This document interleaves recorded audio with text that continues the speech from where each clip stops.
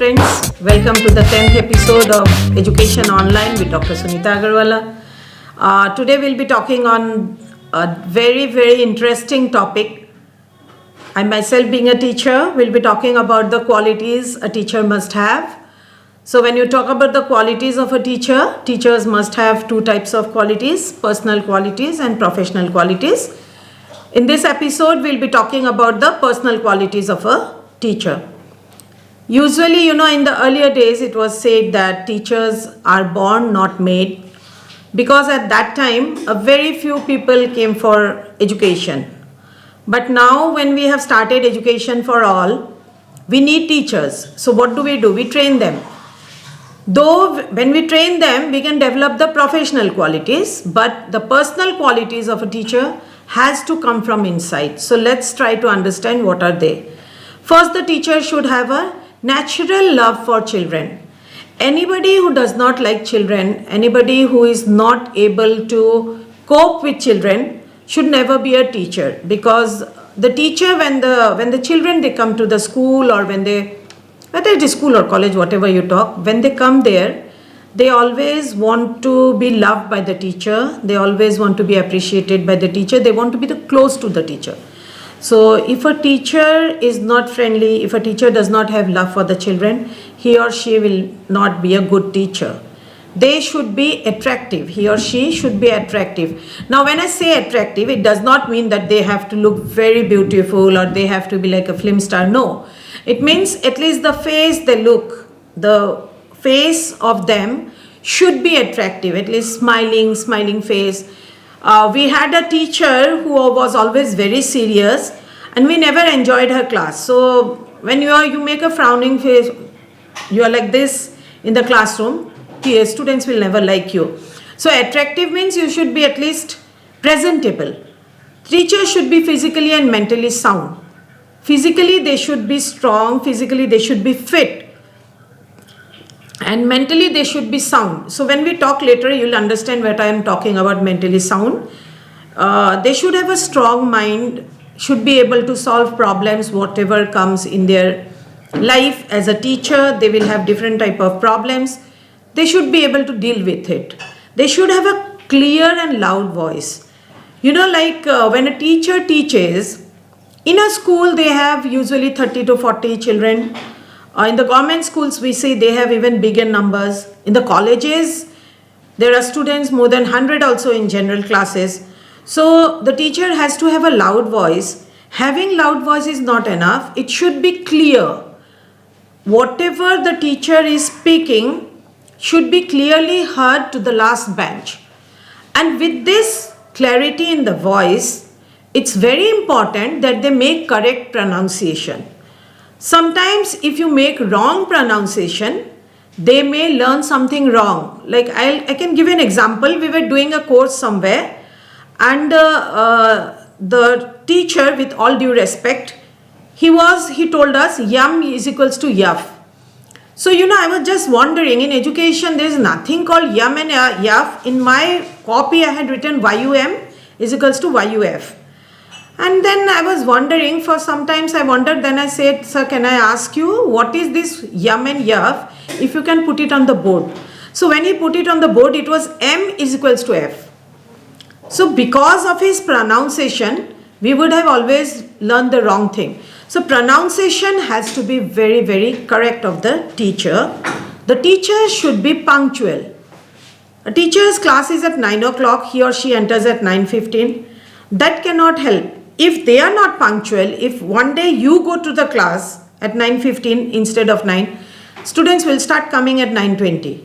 So the teacher who are punctual are really respected. We should be very punctual. Teacher should be dressed very neatly. When I say dressed neatly, there are some teachers who just come very shabbily in the class.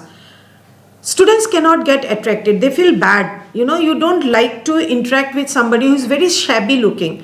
So neatly dressed means the dress should be clean. They should be properly dressed.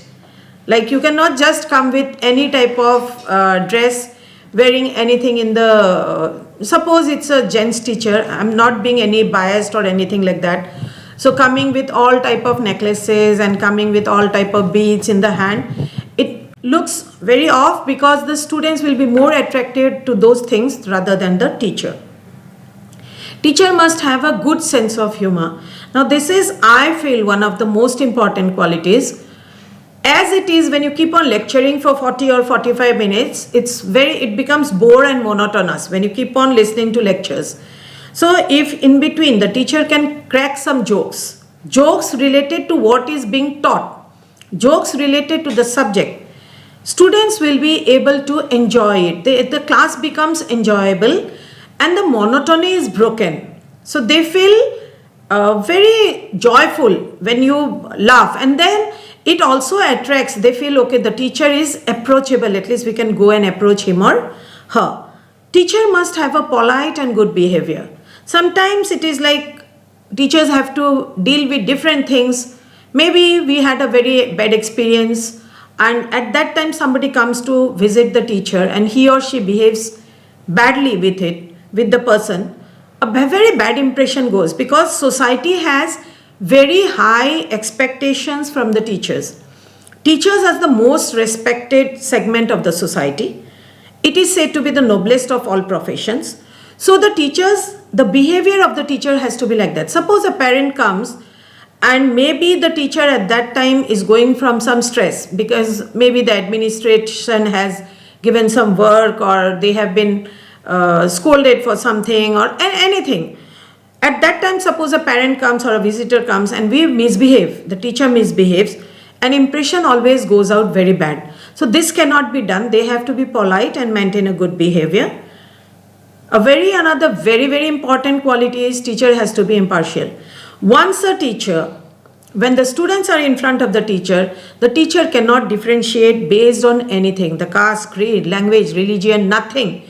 The student is my friend's child, the student is my relative, the student is very good in academics, he or she comes from a very good background or is known to me or belongs to my religion, this caste, that caste, has this language. No, when a student is there in front of the teacher, every student should be equal. Impartiality is a very important quality of a teacher. And lastly, the teacher should be a friend, philosopher and guide for the students. Friend, I have been telling from the very first that they should be approachable. Philosopher, usually the students, they depend on the teacher. Even the society, they feel that, okay, teacher knows everything in the world. So in the villages, we have seen that whenever any problem is there, they approach a teacher. And in the city, we have seen whenever a student feels that the teacher is approachable, he or she goes to the teacher for any problem, academic, personal, anything. And they should always be a guide also. The teacher should be able to guide the students regarding their academics, regarding their personal problems. Sometimes it is felt that it is a personal life of the student. Why should I bother? I am only paid for whatever I have to teach in the class. Some teachers, they even refrain from talking to the students about their issues. No, that's not the thing, because the teacher is a third person whom the student can come and share everything. The teacher, they look up to the teacher because they feel that the teacher knows everything in the world. They have a solution to all the problems. So the teacher should be able to guide the students. Again and again, I have been telling that it's not possible for the teacher to solve all the problems of the students. But at least if we can hear them, if we can talk to them, they feel relaxed. And this is very important for being a teacher. So I have talked about the personal qualities of a teacher. So most important out of all this is to have love for the students, to be impartial, to have a very clear and loud voice, to have correct pronunciation, to be polite, to have a good behavior. Yes, sometimes with the students they may be rude, they may be rough, but it depends. Next moment they can go and say that I'm very sorry I behaved like that. That time it was due to some issues I was having. I have experienced in my own life when I did this, they were always very happy. They used to feel, okay, ma'am comes and tells us this. So they used to, no, ma'am, it's okay. But when you say, no, I insist on it, they really feel close to you. So that's very important, because you have to make them feel that you are a part of them. And that is how a teacher can behave. and hope we have such teachers in our country so that our education system can reach the heights our education policy, new education policy is trying to achieve. Okay, so thank you in another episode of Education Online with Sunita Agarwalla. Please don't forget to watch every Sunday. I'll be talking about the professional qualities of a teacher. Till then, thank you.